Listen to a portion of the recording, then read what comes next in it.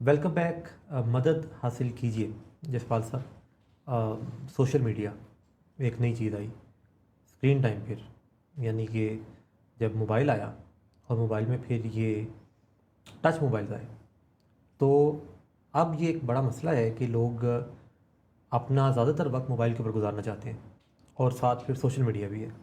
کیا اس سے بھی کوئی انگزائٹی کا تعلق ہے؟ کیا یہ انگزائٹی کو بڑھا سکتا ہے؟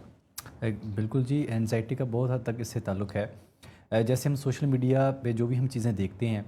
تو انفلوئنسر جو چیزیں ہمیں پورٹرے کر رہے ہوتے ہیں، کچھ ایکسپیکٹیشنز، کچھ سٹینڈرڈز ہمیں بتاتے ہیں وہ کہ اگر یہ چیزیں ہوں گی تو اس سے لحاظ سے کسی انسان کو ڈیفائن کیا جاتا ہے. تو اس طرح سے ہمارے اندر جو ہے قدرتی طور پہ کمپیریزن پیدا ہوتا ہے کہ ہم لوگوں سے اپنا کمپیریزن کرتے ہیں اور ہم پرفیکشنزم کو چیز کرنے کے پیچھے بھاگنے شروع کر دیتے ہیں کہ ہمیں لگتا ہے کہ اگر یہ چیزیں میرے پاس ہوں گی تو ہی میری سیلف ورتھ ہے. تو جب ہم سوشل میڈیا کا استعمال زیادہ کرتے ہیں یا زیادہ تر ٹائم اپنا موبائل پہ گزارتے ہیں تو اس وجہ سے کہیں نہ کہیں ہم اپنی سیلف ورتھ یعنی کہ اپنی وقت کو ایکسٹرنل ورلڈ کے ساتھ جوڑنا شروع کر دیتے ہیں، مٹیریلسٹک ورلڈ کے ساتھ، کہ یہ پوزیشنز میرے پاس ہوں گی تو ہی میری کوئی ویلیو ہے. تو اس طرح سے انزائٹی جو ہے جنم لیتی ہے، کیونکہ پرفیکشنزم اٹ سیلف ایک کریکٹر ڈیفیکٹ ہے کہ اگر آپ جو اپنا مقابلہ اپنے پریویس ورژن سے کرنے کی بجائے لوگوں کے ساتھ خود کو کمپیریزن کر کے دیکھیں تو آپ کو پوری دنیا میں کوئی نہ کوئی اپنے سے بہتر نظر آ ہی جائے گا.